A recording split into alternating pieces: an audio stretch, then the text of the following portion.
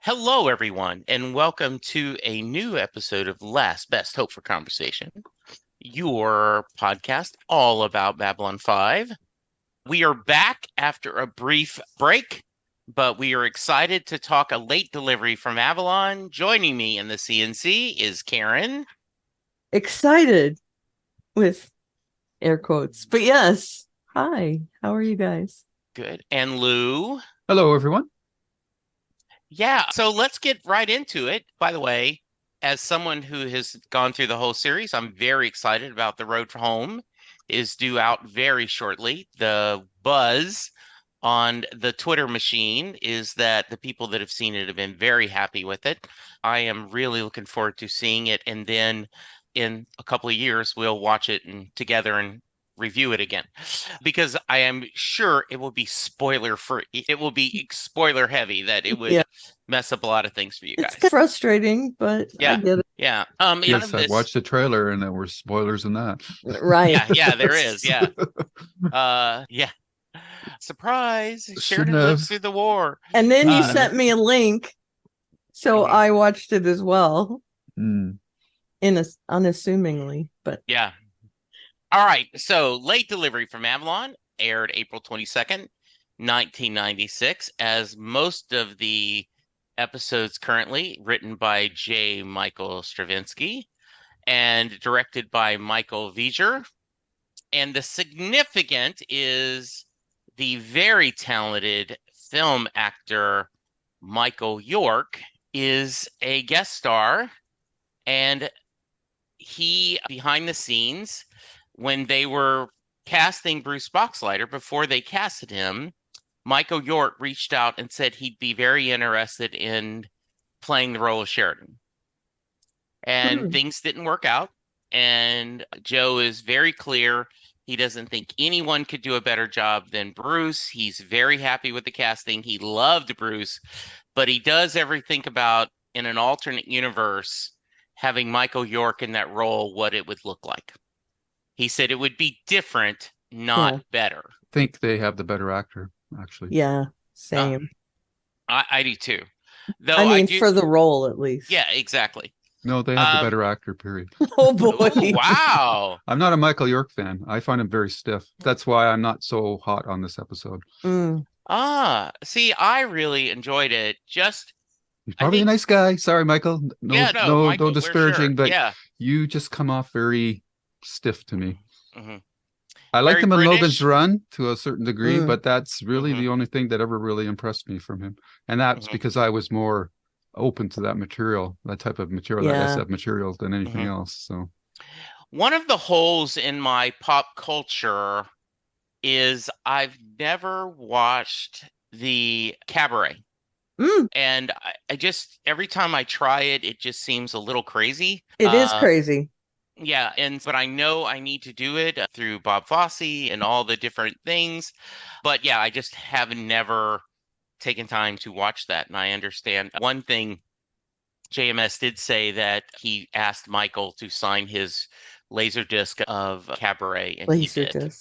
Yes. Yeah, Cabaret is good for what it is, and Michael York is good in it because he's supposed to be that straight-laced kind of patsy guy in it. Yeah.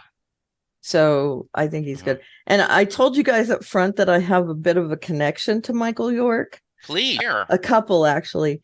I share a birthday with Michael York, although he's a little older than me, obviously. But he also got married on my actual birthday, the day that I was born. His birthday, too. Exactly. But literally the day that I was born, not my birthday, the actual day I was born. So I always thought that the year and everything. Yeah. So I always have that in my head that I know a lot of the people that are celebrities that were born on my birthday, like probably you guys do. Nathan Fillion, Paula Peretti, Michael York, Quentin Tarantino. Seeing that he was in this, I was like, oh yeah, my birthday dude. So anyway, I thought that was pretty cool. That is very cool. All right, so let's get into it. You guys have given your quick thoughts already that this is not the biggest thing we find out for the arc. And because I have seen the series, I do not know if it had been covered yet, the significance of the Minbari. When they approach a new ship, they have their weapons hot as a sign of respect. This was that a has payoff been episode, yeah. yes. For that. So yeah, let's start with that, Lou. Let's talk about that. It was as soon as I saw, or as soon as they explained the backstory of the Michael York character and the open gun ports, I knew that was what you had been referencing. I think it was last season. So it was good to see that payoff. The sequence itself was okay. It was very tight, a lot of tight shots, which is always a little makes the scope of the narrative seem a little confined. So it was okay. I just thought the payoff was nice. Yeah, Karen? Yeah, same. I do like that we get that backstory through his PTSD stuff. We see echoes of what happened as well. And the fact that Delenn gets to interact and I'm guessing forgive him for what he did, that he killed her hero and that she was there for the aftermath of everything. I thought that was a good payoff. And we also have the other arc issue with the, what is it, ununified worlds or whatever. Yeah, the whatever unaligned words. Yeah. Thank you. So yeah, I do like that there were some threads that got picked up in this one and taken through, and that kind of saves the episode for me. But some of it was over the top. Do they not have a psychologist on board to help with this dude? Because I think Franklin is not really the person that should be dealing with PTSD issues. But anyway, I'm getting off topic here. But no, you actually are perfect. Okay. I agree. That's some of the feedback that Karen will read is people feeling that same way. Oh, okay. Yeah, instead of having Franklin do that, why wouldn't you do there should be some kind of psychiatrist or counselor available. This is absolutely different time of PTSD. I think it was handled well. I do love that one of Franklin's flaws and one of his strengths is I want to fix things. Even if it's I think Marcus has a very good episode in this. I think it's a very good episode for him, where he is immediately spots that this guy thinks he's King Arthur, and at first tries to placate him. Oh, we're waiting, and I'm not mad, and calls him, and then the thought that is this because we have seen Jack the Ripper come back from the past? Did the Vorlons somehow bring Arthur back? The fictional. Yeah, fictional. Yes, exactly. And so very quickly, right, I think they don't try to go to that storyline very long. So I'm going to ask you guys to second guess Franklin. Should he have tried to force him to break out of his bubble? No. And Karen, you're nodding your head. You're shaking your head. I'm shaking my head. No, absolutely not. No. Okay. I mean, in this case, it shows that he didn't really cause more trauma, but I think it would have been highly likely that it would have caused damage to the man's psyche, like long-lasting damage to his psyche. And I think I would like to think that a couple thousand years from now, whatever, we would be a little more evolved than that. We would have people automatically know, hey, we need to get someone in on this that can help out. Maybe we use some kind of therapy to help draw them out of whatever delusions they're under and everything. But absolutely not. I think Marcus didn't protest enough. Yeah. He kind of let it happen. And I was really mad that Franklin got so involved with it. I know where it comes from with the story and the show and all that, but I'm not a huge fan of Franklin to begin with. Right. And to see him like insert himself into this guy's what he hopes would be healing, he would know better than that, I would think, as a doctor. So Yeah, and we do see that he does go into a shell, right? Like he's now in not a coma, but just where he's just he's shut totally, his brain off, yeah, he has shut essentially. himself off. Yeah. Lou, how about you?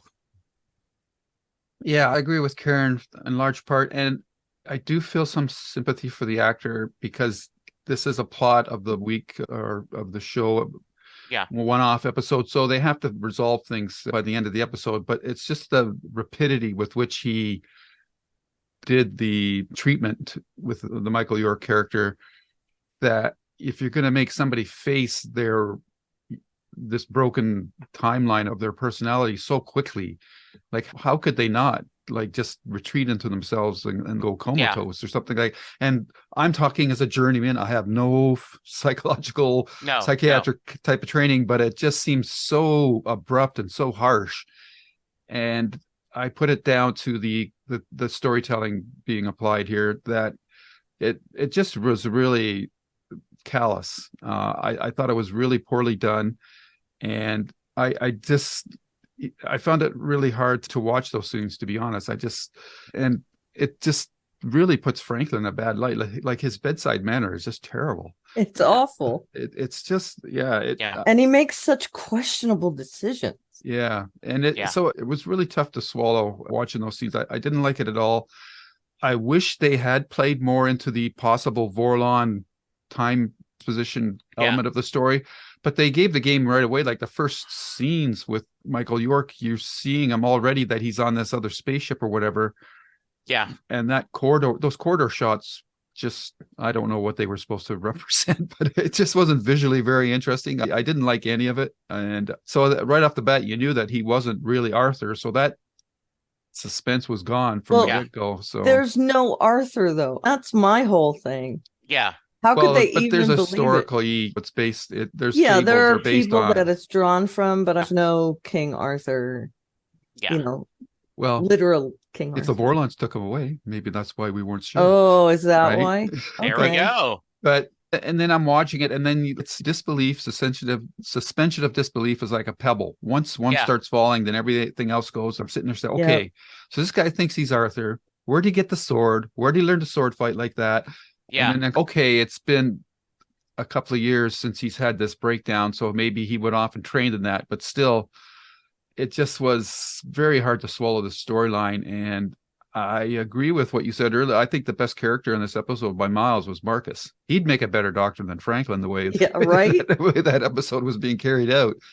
But I will say I did the scene with Michael York retrieving the pitcher for the homeless woman. I thought that was the best scene for his character by miles. I think him and Jakar, the scene of him going to get that, and then I have friends, and Jakar, so does he, and I often talk about reading the script book, the scripts that JMS written, and this volume he covered them losing Andreas and how much it meant to him. And so him seeing, he said that a lot of Jakar in this episode was how Andreas would be, helping someone, being that. And I think it was just, and I'm taking part of our feedback, but I think it felt good. And Jakar talked about that. They were bad, we were good, and they thumped. We were able to kick ass and then drink, and he gets knighted, and there is a connection. And you would have thought that Delenn and them would have taken him to Minbari, but to go to the Narn world to help them with organizing and thinking. And I also go, okay, but he isn't really Arthur. He's just a military, but I guess enough of that stuck with him that he can be someone who inspires them, right? Plus, he wants to make reconstitution for what he perceives as his failure in battle. So that aspect of the story, I actually didn't mind. I thought that was I don't okay. think the Minbari would want him Yeah. on their world, because part in killing their leader and starting the Yeah. Earth Minbari War. And Yeah. I love that guilt he has and how he connects it to the Arthur legend of the the knight drew a knife because there was a snake coming, and that led to the battle. And so him connecting that he inadvertently caused so much death. And even though he was found totally free of any guilt and any wrongdoing, it was the captain overreacting. It still lived with him. And I just thought that was a nice storyline, and Michael York played it well. I get that you guys didn't. Any other thoughts about Jakar and him? Because I just loved that. No, I thought that was great. I like seeing this new, and I hesitate to use the word because it doesn't really fit, but this kind of softer side of Jakar, where he's more sympathetic to things, and he realizes, first of all, I like that we see him getting information from one of these shady guys, that it, again, that's part of the arc kind of thing, that he is working behind the scenes to help. And people are willing to help him, which is good. But I also like he saw wrongdoings and he said, look, these guys are bad. We're the good guys. I'm going to make sure that something happens here. And that, I think, is an important story beat for him. Mm-hmm. That we get to see his new outlook. And the fact that they bonded, I think that's very cool. I like that they shared a drink and Jakar got super drunk, and it's just very cool, I thought. Yeah, I like that too, because these are two characters that have suffered serious, huge defeats in their life, and they're trying to pick up the pieces and forge ahead. So there was a nice parallelism to their storylines, and you could really feel the comrade in arms vibe of the two characters together. So I thought that was really nice. I thought Michael York's character gave some more subtext to Jakar's character, and as Karen said, Jakar bonding with Michael York gave his character even greater sympathy or empathy for us. At this point, I don't really think we need much more, because we lived through most of what he's experienced in the last seasons. But still, it's just nice. And it was fun to see the drinking thing, though it looked like they were drinking coffee to me. So I was really like, yeah, kind of. Is there liqueur in that drink? Because it's hard to believe Jakar would go down that quickly. But it was okay. It was dark beer, dark mead. Yeah. Maybe. Yeah. So Lou, I'm sticking with you. What'd you think of Delenn and the choice not to use any dialogue for her to go in there? That was a nice touch. I don't think that anything that they could have said would have added to the scene. It was really well done. And you knew as soon as was it Franklin and Marcus were said, who's the Lady of the Lake? And I said, well, it's obviously Delenn, because that fits again nicely into Michael York's trauma of the war with the Minbari. So for him to come to the Lady of the Lake like that, I thought that was really well done. A beautiful scene. And I will give positive marks for how deftly the Arthurian legend was woven into the real life trauma for the character as well. So I thought that part was well done. Yeah, agreed. Any other thoughts on our King Arthur storyline? Nah, I'm good. Okay. All right. Karen sent us a link. We talk about the Babylon Treaty, right? John is worried that we can't just keep relying on the Minbari only to protect the station. So they argue with all the other aliens, the people there, races, that it is to their advantage to keep Avalon 5 a free and independent state. And they make the argument that, hey, if you guys all pitch in and like a United Nations task force to protect the station, it will serve everyone well. I thought it was a nice little moment. I do think there's some logistics things that, like, if these two people are fighting, how do you make sure they aren't scheduled at the same time? You're gonna need a really elaborate spreadsheet. but it was a nice little storyline to say that we're still thinking of what could happen if Earth comes for us. Karen. Yeah, I hope that there are very strict rules in that little treaty handbook she was giving out, because that could get really sticky really quick. But I do like that Sheridan says at the beginning, I have ideas about that. He's been thinking about already how they could get this thing to work. And it's fairly soon after they've separated from Earth Force, because we see that from the post office storyline in this. And I love that he's been really problem solving about what they're going to do down the road, and having these non-aligned worlds join in to say, hey, you already use Babylon 5 as this trading hub and all that. So in order to facilitate that, make sure it's safe, we need you to help out here. And I think that's a pretty good solution, as long, again, as there are well-defined parameters and rules.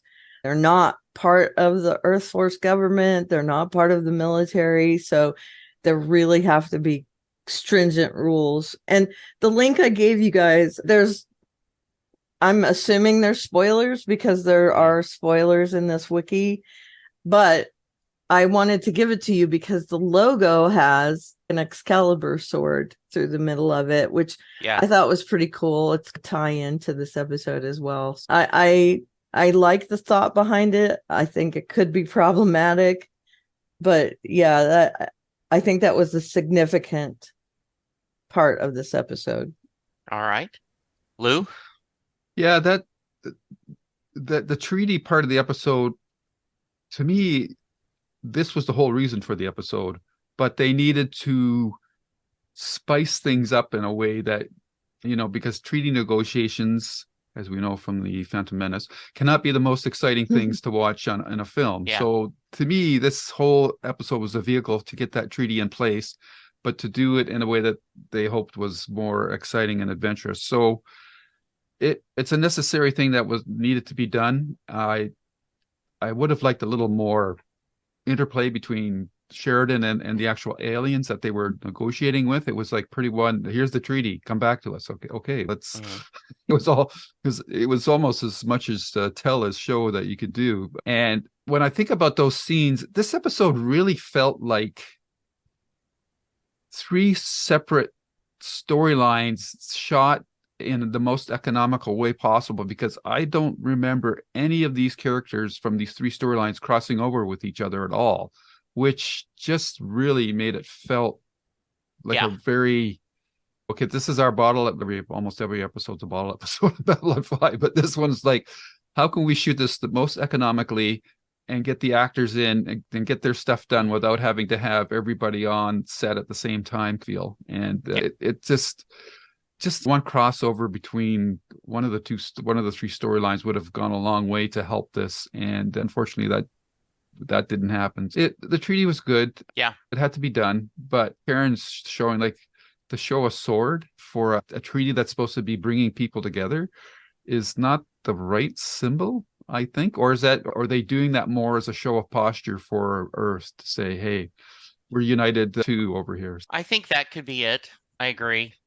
All right. And then there's a couple things I want to cover just to ask questions, but the last thing is Garibaldi can't get food from the post office. I think that was just silly. I think Garibaldi should have just pulled rank. I think it was out of character too. He's breaking in and trying to steal it. This is the head of security.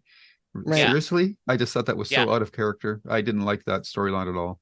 And then to be able to, then you got the reveal of him outthinking the guy, but it appears, I just think there wasn't much to it, and I guess they thought it was funny. It could have worked if the postmaster, and again, no disparaging against the actor playing it, but they needed a real personality. Like when I was watching these scenes, I said, boy, if you could get Cyrano Jones from The Trouble with Tribbles or something like that to really, or Harry Mudd or something, like something to really spice up these scenes. But this guy was like, they needed a comedian or something to really sell it. And the guy was just adequate. It didn't really work for me. And I just was like, can we get over this, please? Yeah. How about you, Right. Karen? Yeah, same. Everything was out of character for him. Arguing over 100 credits. We know he gets paid more than Zach. And it seems like even though it's a rise in price, that he would just grumble and pay it. But he doesn't. Then he does break in and try to steal it, which for the head of security, not the best move. He said he was going to leave the money. Yeah. Yeah, the normal rate. Right. The 50 credits or whatever it was. Yeah. 30, I think. Yeah.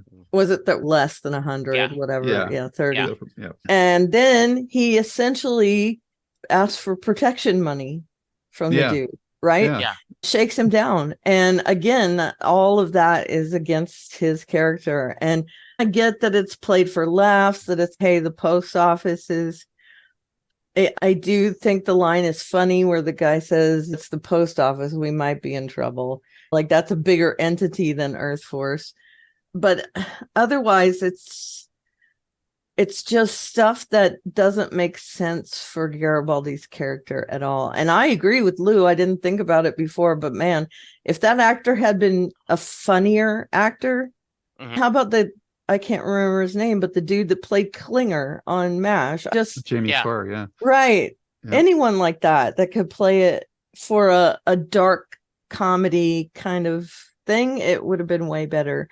But that actor, he's a character actor. He's been in a bunch of stuff, but he just played it straight, which, to me, it fell flat. That whole storyline, I understand where they were going, but to me, I think it was the weakest part of the episode.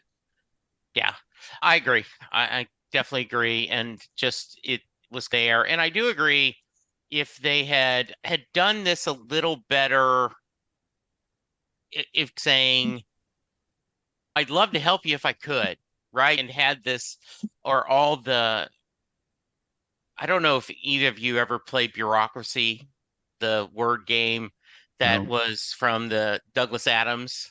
Oh, yes. Infocom. Yes. Yeah, Infocom. Yeah. I did. Yes. Okay. And yes. so that would have been fun look, I'd help you if I could. So everything. Right. Yeah. That'd been good. Or like Parks and Rec.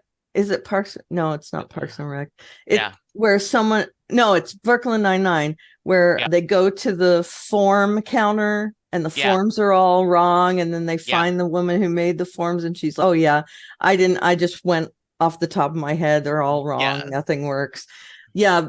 Red tape would have been good there, I think. Yeah. But I do think they were trying to show that there are still government entities on board. Yes. And so there's a problem with them breaking away. Yeah. I get that part, but sure. All right. So a couple of last things. One, I've shared with you before that for a while when they were selling the script books, you also could buy postcards that have people quotes. And one of them was the Marcus. I used to think it was awful that life was so unfair. Then I thought, wouldn't it be much worse if life were fair, and that all the terrible things that happen to us come because we actually deserve them. So now I take great comfort in the general hostility and unfairness of the universe. I love that line, right? Because it's life's unfair. And then but other times I thought that was a great line. Yeah, that's a really good point. If there is such a thing as karma and bad things happen to me, what did I do? I get it. So I'm going to hang up 2 lanterns for future thoughts. One is when King Arthur says to Jakar, I sense in you a warrior born, but a priestly manner and refined education. Mm-hmm. Okay. Hang a lantern on that. And then the final line is very much a question you guys should be thinking about. What was the final? I think we both know it says, are you telling me that's not Merlin? Oh, I get it. Says, where he refers to I am not hearing this. The Vorlons. Yeah. He says, yeah. He says, maybe he had Arthur form the round table of remembering us. We're forming one of our own after all, which makes you Percival. I'm Galahad, him being sinless and all. Sheridan is Arthur. Ivanova, perhaps Garwin. I think we both know who Mordred is. So the question is, who is Morgan Le Fay? So just think about that. Okay. All right. And there was also Jakar got some intel from Right. Dutch trader Yes. or whatever. Underground Yeah. dude. Yeah. Yeah. All right. Any other thoughts? I think this episode falls on solely whether or not you think Michael York is a good actor, and I don't think he's that great. I've never really understood how he became as a big a name as he did, to be honest.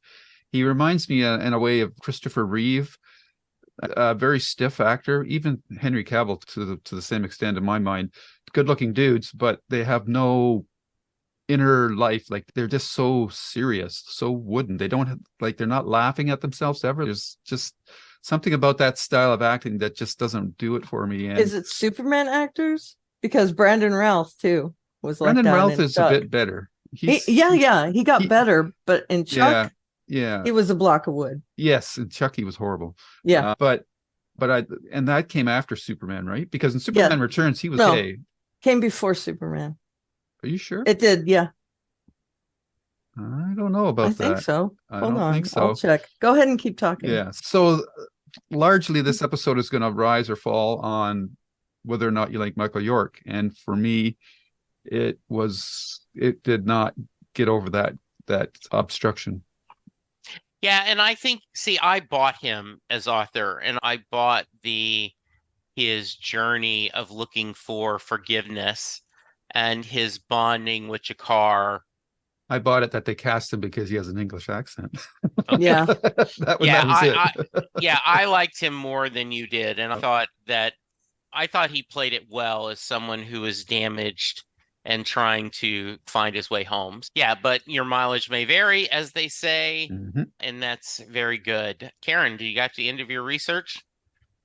Hold on, I'm looking. That's okay. Superman Returns. What year was it released? Yeah, I'm looking. Okay. I also need to know when he was on Chuck. So Chuck was later, I know it. Superman Returns was in 2006. Oh, yeah, you're right. 2010. Okay. So it was before. Yeah. And that just goes to show you how apologies. writing can affect an actor's performance, because Routh was super stiff in Chuck, but in Superman Returns, he was okay. was good. Right? Yeah. Yeah.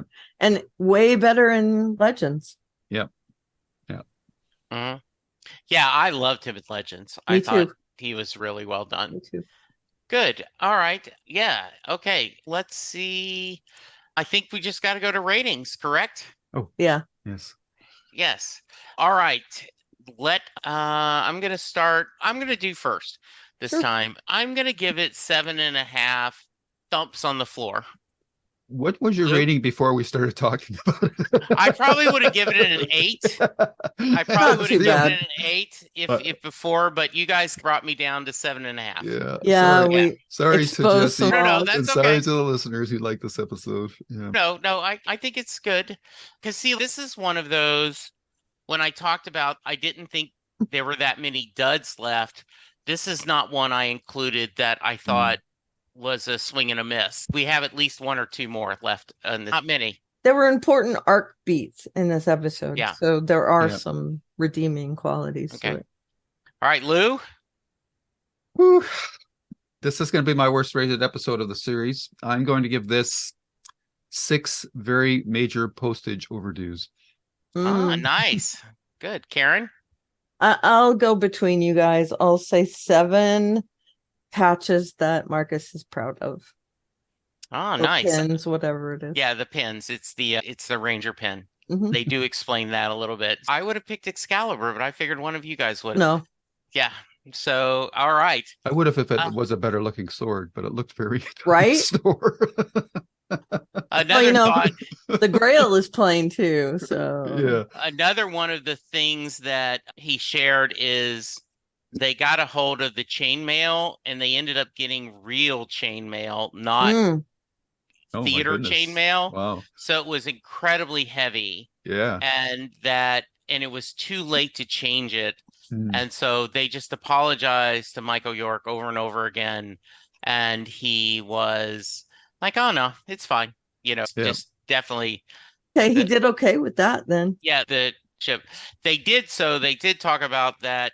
They did say they did not, they named the Scottish play, and he did make them do the ritual of breaking the curse. Oh boy. Yes. And I will pull that up and tell you guys what that is, because he actually put it in the script. What the He ritual said, is? yeah.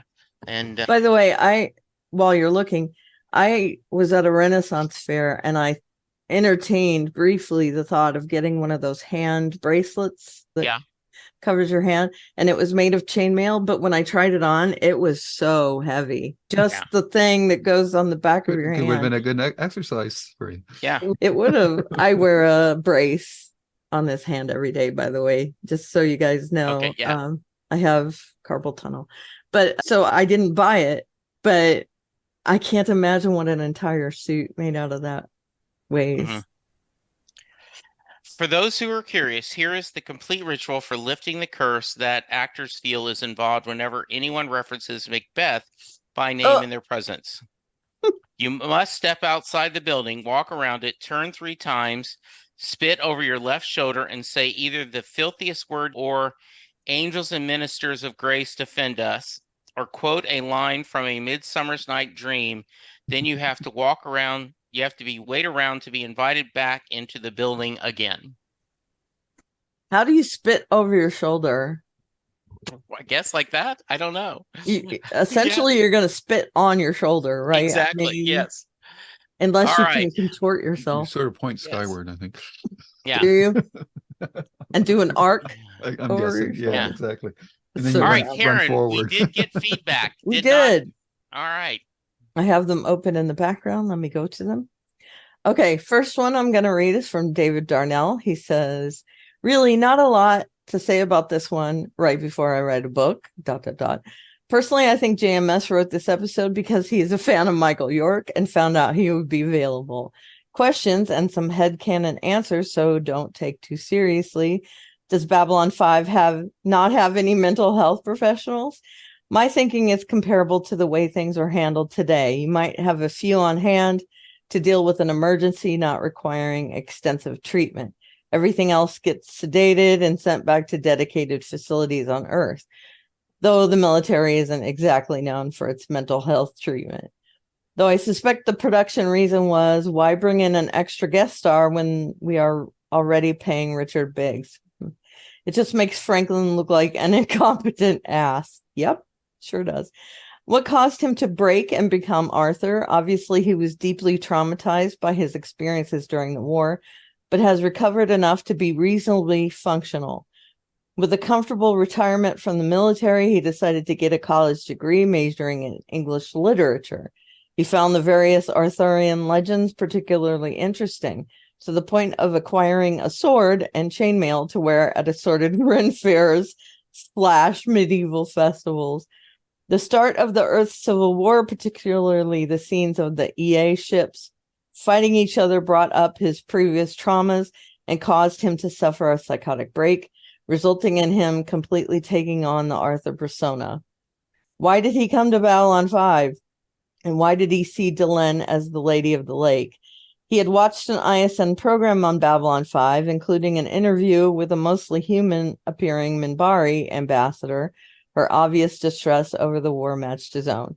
Subconsciously, he decided to seek her out after his break. That's an interesting explanation. I like it.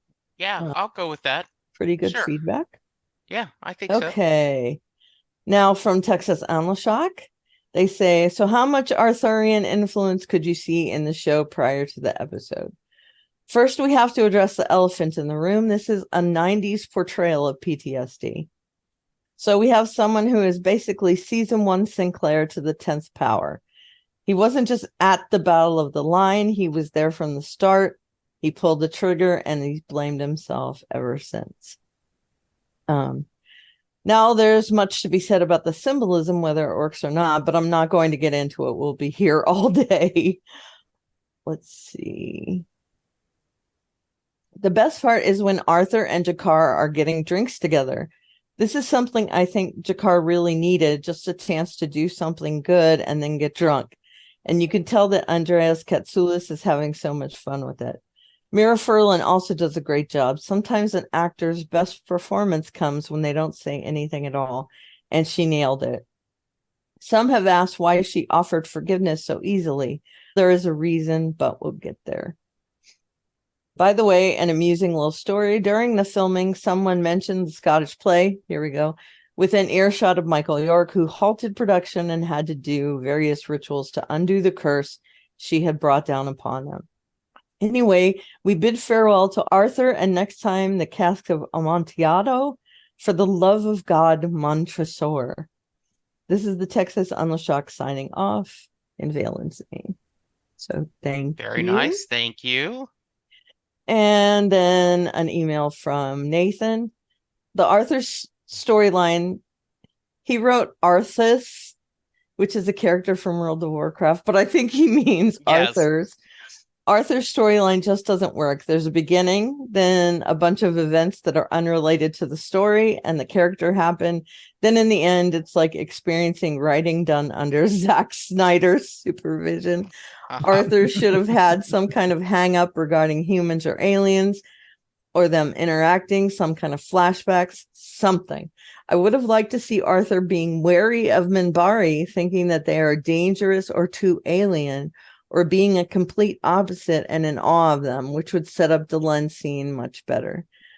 As it is, it mostly comes out of nowhere, and instead of the ongoing story, we take a detour into a fun, swashbuckling adventure with Surgicar. Also, no, you don't get cured from a psychotic break by someone associated with the cause just being nice to you once. JMS has a minor in psychology. Watching this whole episode was like seeing the work of a new therapist who knows the theory but has no idea how to interact with a client to help him with his problem. Franklin being completely inept in doctor-to-patient interaction doesn't help here either. Professionals don't act on the trope science man telling the truth he has been following from the beginning of the series. I would have suggested for him to decide to not reveal anything to Arthur, because this is not how you treat this state, and he's not a professional in mental health field, and it's unkind. Arthur would instead read about his real identity by accident, which would get the same result, much better character development for Franklin, making him not a pig-headed idiot. But once again, likely the first draft, and with JMS loving cheap and direct, pretty predictable results of him writing another middling one-off episode. On to the better ones. With regards, Nathan. All right. Thank you, guys. I appreciate all of it. Anything on YouTube we specifically need to cover, Lou? I just have a couple of good comments here, and thanks to everyone who's been commenting as usual. For 6 Transit Ver, FS Dog says, I think this makes shotgun weddings look reasonable. Like that. And then Mr. D. Laland asks Karen, tell the truth. Did you interlace your fingers like Veer and Susan? And Karen said yes, several times. I did. So thanks, everyone. Some good stuff there. Absolutely. If someone wants to find us, Lou, how can they? You can find me on YouTube at Lou's Reviews, where you'll find this podcast along with a couple others, writers, Stephen King, our JKL Media podcast, where we're going through 12 Monkeys. And you can find me on Twitter at Lou W. Sytsma, Sytsma. All right, Karen. I am at Elvaria on the various social medias. Not X, though. It's Twitter. Sorry. I'm going to reinforce that every time. And my blog is alliesstuff.com. The link is in my Twitter bio. And the landing page has a bunch of information about stuff that I like, stuff that you should listen to, all that. All right. I am at Jesse Jackson DFW on Twitter. You can hear me talk Doctor Who on Next Stop Everywhere, and hear me talk music on Set Lusting Bruce. And please send us an email at jklb5podcast@gmail.com. You do not just have to talk about Babylon 5. The Davia just sent us an email about Station 11, 12 Monkeys, and the English, which I loved. Wow. It made me so happy.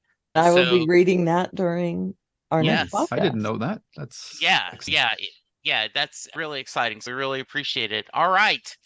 next week we will be back and we will be discussing Ship of Tears. And the synopsis on IMDb: Bester arrives in a Star Fury. He wants the crew's help in tracking down weapons, which turns out to be telepaths captured by Shadows. And they discover why the Shadows wanted telepaths for their war. This is a fun one, guys. So we'll be back next week. Lou, thank you so much for everything. I appreciate it. Lou does all the editing behind the scenes, by the way. You've taken over most of that. No. And podcast mom, Karen, thank you. I don't for do all anything you do. behind the scenes. So come back next week. But for now, be kind, be safe, and we'll talk to you soon. Goodbye. Bye-bye, everyone. See you.